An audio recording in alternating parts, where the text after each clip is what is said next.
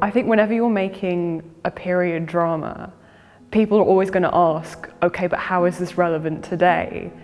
And it's a horrible coincidence that we kind of have our own outbreak going on right now. But the fear and the hysteria is just kind of the 2020 version of what would have happened in the city back then. So I think maybe we haven't really changed that much. Maybe we're going to live out the same stories again and again, just, in a different context. So it's very, very loosely based on a very old medieval Italian book called the Decameron, which is 100 stories set over 10 days and 10 characters. It went on to inspire the Canterbury Tales, and I was really struck by this idea of people telling stories, of a story about people telling stories, and using those stories to kind of gossip about each other and say what they're really feeling, and the stories kind of end up replacing kind of confession for Fiammetta.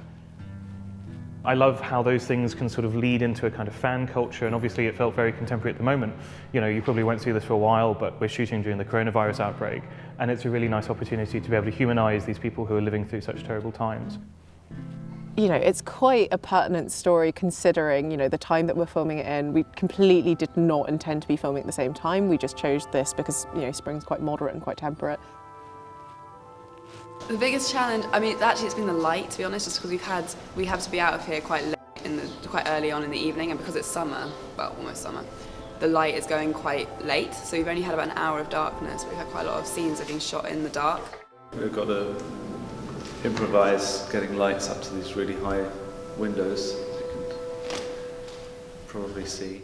Very interesting continuity-wise because there's lots of props, and especially there was this dining room scene, and there were lots of props and fruits on the table, and also the costumes, because you've got to watch out for those, for the little details. We might be quarantined. So the biggest challenge is that we might be quarantined in Italy, and you'll know by the time that you see this whether that happened or not. Yeah, that's as far up as it goes by the looks of it. Sorry, I'm just organising a light.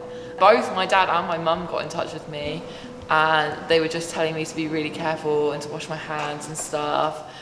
My mum especially, she's texted me and she rang me and saying, make sure, wash your hands, don't touch your face. It does help to get into character if you think about how these people would feel, if there was a plague, spreading in their countries. We are filming in Villa Gordi Malinverni, which is a UNESCO World Heritage Site as part of the sort of Venetian villas complex. It was I think it was the first major construction by Andrea Palladio, who is one of the core exemplars of the Italian Renaissance architectural style, and we're really, really lucky to be filming here. I love the frescoes. The frescoes are just absolutely beautiful. I could just stare at them for hours. And we have the biggest chandeliers, the most decorative chandeliers, which is one of my favourite. Every day I see new things in the frescoes, new little details. The views outside are stunning.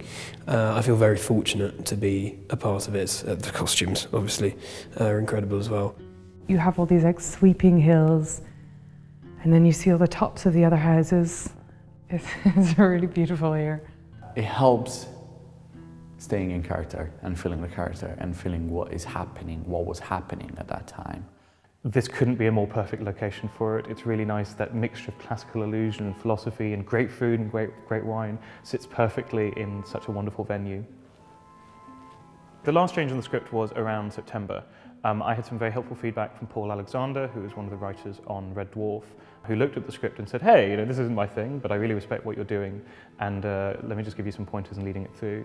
I think I'm the kind of guy who can get lost in a cool idea, but I think it's really, really important to drive that through with a great story, and we now have one about Fiammetta's journey, what she's done, how she comes to terms with that, and what she's going to do next, and I can't wait for everyone to see it.